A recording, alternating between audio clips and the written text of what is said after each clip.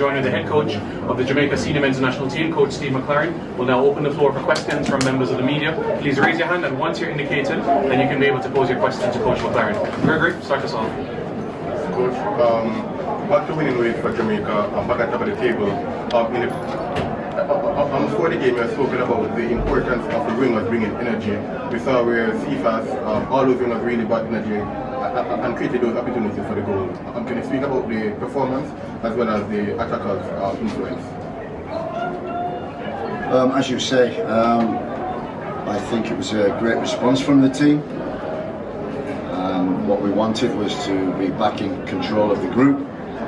Got to thank Trinidad for getting a result at Curacao, and still a lot of work to do. But we're pleased with the reaction, pleased with the performance. Changed a few things, brought in energy really, and the players responded. You know, well done to those who unfortunately didn't play, but they've contributed to getting the team ready. Congratulations to the team who started. Well done, and well done to the subs who came on. We knew this game was going to be for 95 minutes, and everybody was ready, impacted, good start, got the lead, controlled the game, 75% possession, 28 shots on goal. You couldn't ask for any more, maybe apart from a few more goals, but let's not be greedy. And now it's about the players staying healthy, getting some minutes at the club, and coming back for what are two absolutely massive games in a few weeks. Thanks, Gregory. Jamal? Yes, Coach. It was a very impressive attacking display. We saw some good passage of play in the middle of the park as well. The defense probably was not as tested as the rest of the team might have been. What lessons do you think can we take from each of the different departments going into the final? It shows that, you know, I picked the squad, and what's happening to the squad now from a year ago is that maybe we had players up there and then the squad members down there. Now the squad's come together, and you know, it's the trust that you have to put in the players to start, to come on, to impact. And you know, if you watch us training, you know, the competition is very fierce. So we have got, you know, I think in the year the squad has accelerated. We brought new players in, so we're delighted that the squad is strong, and we will need that for the next two games. Thank you, Jamal. Trish? Good night, Coach. Talk to me about the performance. Was it that the turf, when you were in Curacao, how tough was it? Because the changes tonight, the substitutions, were almost a perfection. Players, you know, being slotted in at the right time, going into the positions that's very fitting for them. But was it just the turf, or what would have happened against Curacao, and how you changed that within the short period of time to not get the results tonight? I'm not making excuses, but the turf was always going to be a factor. And talking to Bermuda, Michael, the Bermuda head coach, you know, he kind of criticised the surface, but we made no excuses. It took us 20 minutes to really adapt. And as I said, after that, we had opportunities to score. That's football. It turned around. When you look at the stats again, you know, that could have easily been a different result. The reaction was the key thing to making sure that we at least won tonight, and the players have done that, and Trinidad have done us a favour as well. They sure did. In a team sport, I think, you know, especially when you get the results of a 4-0 win, you credit everybody. But talk to me about the introduction tonight of starting the young player Kahim Dixon and the introduction of Whisper, who came on, Dujon Richards came on and did tremendously well, and the same for even Cephas. Talk to me about those three players. Cephas is always a threat. Kahim is now playing first team football regularly, and you can see that. His work rate, we said to the players, there's nothing tactical, nothing about the way they played, it's just pure energy we need, and Kahim gives us that. Cephas was different, that he played and started the 2 games, and we love Cadamartri, and now we've got Shamar Nicholson who's back to what everybody knows Shamar Nicholson can do, and he had a great effect on the game and helped, not just an effect on the game individually, but helped the team in terms of how he pressed and his work rate, how he held the ball up. There was always a threat. He's in the box, and he was unlucky not to score against Curacao on 2 occasions. So as I said before, the squad has concertina to such an extent that the quality within that is a lot closer, so the competition for places is there, which is the key to it. Thank you, Coach. Jordan? Coach, you talked about, Trinidad doing us a favour. Back in our hands, in terms of us being on top of the group again. It was in our hands before we played Curacao away. Now with the final 2 most critical World Cup qualifiers coming in November, how do you, one, not make that, put too much pressure on the players, but balance that with also having them keyed in and fully focused on not letting it slip? I think the key thing was the players knew, the result against Curacao was disappointing, and they wanted the reaction. You could see that in training, the 2 days we had, the focus, and you could see that in the performance. And you're right, 2 games to go, and I said it would go to the last 2 games. And generally it goes to the last. So we've got 2 very intriguing games, but there's still a long way to go, a lot to do. We just hope the players stay healthy, can play minutes for the club, get fitter, and maybe we can get players also back that will improve us even more. Thanks, Jordan. Robert?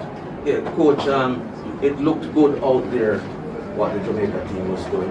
You made 5 changes, but the question is, how much of what we saw was what the plan was, or how much of it did just happen? Nothing just happens. We have a structure. We have a structure in out of possession. We have a structure in possession, and we've seen that, I think, throughout, from the first game against Cuba, how we played, how we build up, and it's no different now. We tweaked 1 or 2 things, and I think the quality of the players over the years has improved. We found new players, the likes of Cadamartri, introduced Ian Frey last time, Tyrese Campbell. So we're always looking, we're always recruiting for players that can improve us, but the key thing is the character that they've got, and I think everybody kind of epitomised the character, and it was nice to see also, introducing these boys, Kira Anderson, Ian Frey, John Russell, who's been experienced, but Whisper as well, and now on the wide areas, we've got players who can really work hard for the amount they can die, and we can bring on quality players for that. And how much are you looking forward to having the full complement of players back from injury and so on, with all that is there now, to put the 11 together for another game? Yeah, I think when you look at the first squad that we had a lot of injuries. I think about 8 or 9 players were missing, and some of them returned. We lost Damari Gray, and we hope that they stay healthy. But I think what we've got is a pool of players, maybe 30 players, and the quality is concertinaed, so that I trust anyone to come in and do the job. Chris? You made mention in the pre-match press conference, that you were missing Isaac Hayden and Casey Palmer. They came in and clearly have made a difference. I mean, again, it's just the importance of what they did tonight and how they performed from your vantage. Yeah, it's Isaac gives us that steadiness in the middle of the field, and Casey, although he's not playing for his club, we had no hesitation in flying him over for the second game, and I think his performance, it reminded me of the first game against Cuba. He was man of the match then, and his performance, not just on the ball but the work rate off the ball, his backward pressing, his tackling was very impressive. So I think him and Bobby and Isaac proved to be a real good three in there. And we had good balance in the team, good structure, which is always important. Good discipline all the way through, and controlled the game through possession. But in the final third, I think that's how we want to play in that final third, which was at times excellent. Yeah, and also the 12th man, obviously the crowd, injected some life in the players. I mean, what a way to bounce back in front of your home crowd against Bermuda. That was important, and we that was part of our pre-match talk, was about making Jamaica proud. And that's how, the players, that's their responsibility to win the games. You win the games, you make them proud. And if you win the games, you see everybody smiling. And that's the key thing, I think. If I've learned anything from my year here and the culture of Jamaica, is you demand a lot. You demand a lot, but when you deliver, the smiles are the best smiles in the world. David? Coach King from Barbary TV. Coach, talk to me about what went into the selection of the front three, especially them being three players from Jungle, and the cohesion between especially Kyle Dixon and Shamar Nichols. Yeah, I thought the chemistry was excellent, and you're absolutely right. We needed energy after Curacao, and Kahim came on, and Shamar, and when they came on, they were a real handful against Curacao. Cephas is always a threat, and it was just a case of the likes of Kadamatri and Tyrese Campbell played 60 minutes, and Kahim and Shamar played 30, so I just flipped it and reversed it and said I want energy from the beginning, and also people to carry on that energy through. And the front three, I think Shamar especially, it's difficult for a 9 when you're up there and you're the first man pressing, but I thought he did it very well. Roger? Coach, can you just elaborate a little bit? You said your squad is coming together. I just want to get an understanding as to, are you saying that you have now 2 or 3 players per position? Is there a possibility of a long shot for anybody else to get into the team, that settled squad is for an eye on next year in the World Cup or for the remainder of this window? The focus is on the 2 games to come, the next 3 weeks. Still watching players, but making sure that the squad that we've got, the likes of Damari and Leon Bailey, that they start playing for their clubs and get fit, so that it's becoming a headache, not just picking a team but picking a squad now, because there is quality from the goalkeeper position all the way, and for a coach like today, you can change and nothing changes, it carries on and sometimes gets better. Daniel? Hi Coach, you spoke about the quality of the team. Dejan was initially left out of the 26 after his cameo against Curacao and what you saw today.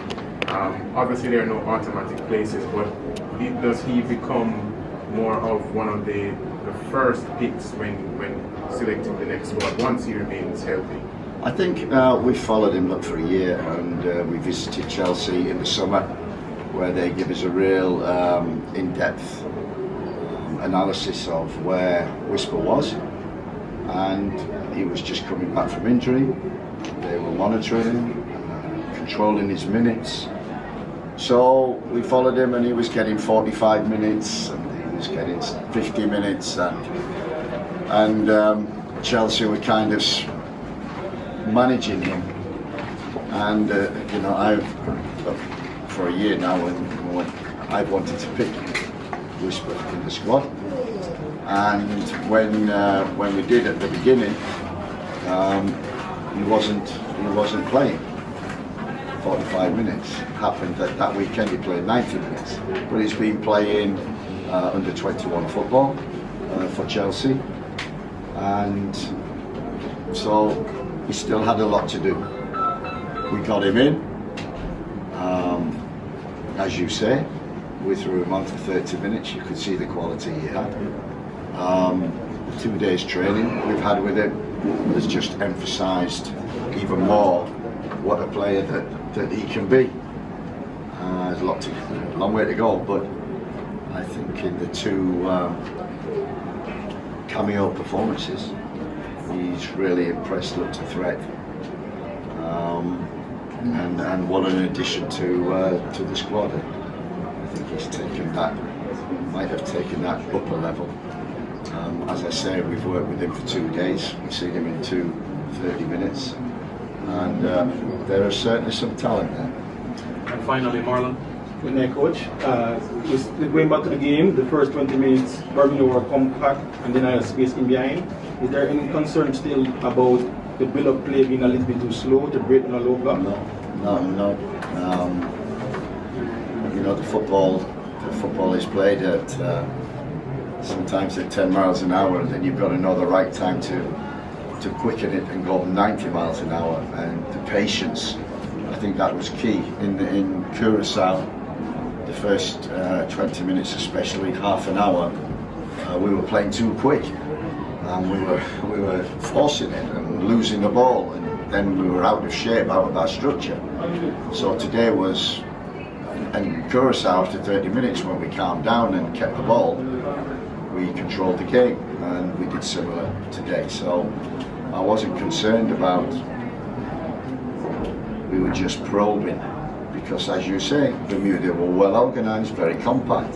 There wasn't many spaces, but if you continue to move the ball, spaces arrive, and they did, and we took advantage. Thank you very much, everybody. Thank you, Coach. Thank you.